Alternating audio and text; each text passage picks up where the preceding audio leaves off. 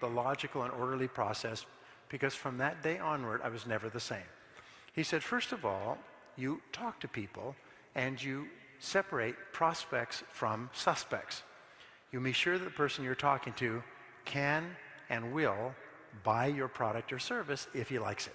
You don't spend time with people who don't have any money or have no interest or have no need for what you're selling. So the first part of professional selling is prospecting.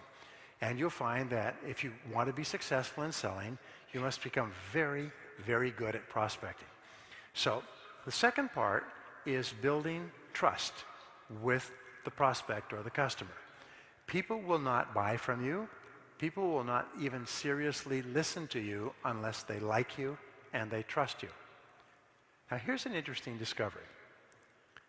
The biggest obstacle to finding new customers is the fear of rejection.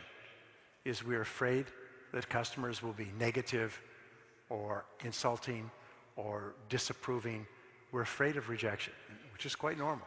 And we're afraid of failure. So the fears of failure combined with rejection hold us back from calling on people. And here's what we've discovered, that everyone starts off in life with low self-esteem and high fears. But as your self-esteem goes up, I like myself, I like myself, I like myself, I like myself, I like myself. As your self-esteem goes up, your fears go down. And the more you like yourself, the more courage you have, the less afraid you are, the more willing you are to call on more people. Now, if you call on lots of people, eventually you become good at prospecting. When you're good at prospecting, you lose your fear. In fact, you start to enjoy calling on new people. So the starting point of sales success is calling on new people, and that starts off with high levels of self-esteem. I've worked with people. I remember talking to a man recently. He said he started off in sales, but he had low self-esteem. He said, but he quit in 1 week because he could not tolerate the rejection. The rejection, he said, I just was too weak to take the rejection. Too many people said no, I just quit. And he was doing very poorly in life, but the rejection, he said, it was too much for me. I could not accept so much rejection because he had low self-esteem. The second thing we know is establishing trust and likability is the more you like yourself, the more you like other people. The more you like other people, the more they like you and are willing to listen to you and to buy from you. We find that there's a one-to-one relationship between your level of self-esteem and your level of sales. High self-esteem salespeople are the highest earning salespeople in the world. In fact, they did a study with a major company, and they took 2 groups of sales candidates, and they gave them tests. One group had average self-esteem, and they put them through 3 months of training and then sent them out to sell. The other group had high levels of self-esteem, and they sent them out to sell with no training at all. Can you guess what happened?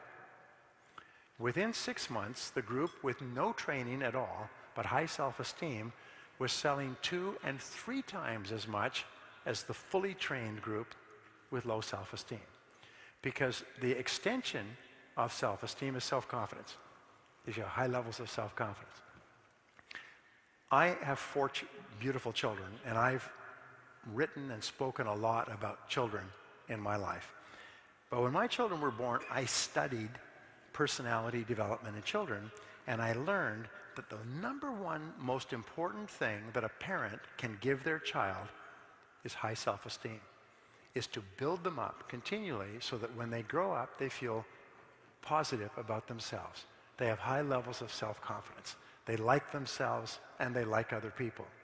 And if you just do that by constantly building your children, you will have done the most important thing that a parent is responsible for. You don't have to give them more money or cars or clothes. All those things are of secondary importance. What's most important is how they feel about themselves, which is largely determined by how their parents treat them when they're young.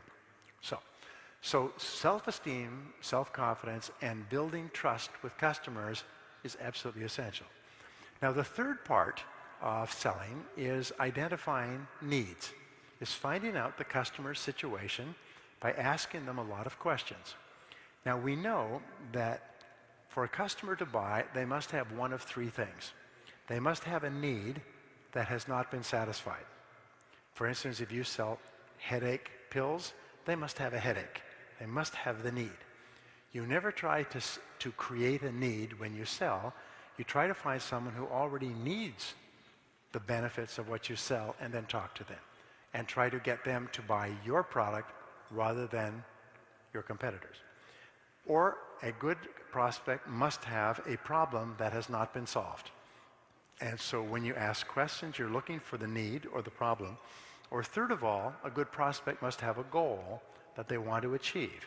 Maybe it's financial independence. Maybe it's ideal health. They must have a goal that they want to achieve, and your job is to show them how your product or service will help them to achieve that goal. So in the third phase of selling, what you do is you ask a lot of questions to find out how you can help this person to satisfy a need or solve a problem or achieve a goal. Now here's an interesting discovery based on 25 years of research and tens of millions of dollars and 55,000 interviews and videotaped sales conversations between salespeople and customers. What we found is this, is that if you sell out of sequence, you kill the sale. And this is a real eye-opener for me. Most people have never seen this research. It costs millions of dollars. It was paid for by several large companies who are trying to find ways to sell more effectively.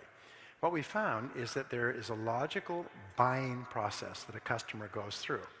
And so therefore you have to get your selling process so that it dovetails or fits with the buying process. If you do that, the sale comes out every time. Top salespeople can sell to 4 out of 5 people that they talk to. Poor salespeople can maybe sell to 1 out of 10 or 1 out of 20, which is why salespeople who are well skilled are some of the highest paid people in our society. So what I learned is you can never talk about your product or service until you have asked a lot of questions to discover whether or not this person really needs what you're selling. So no matter what happens in the short term, always predict growth.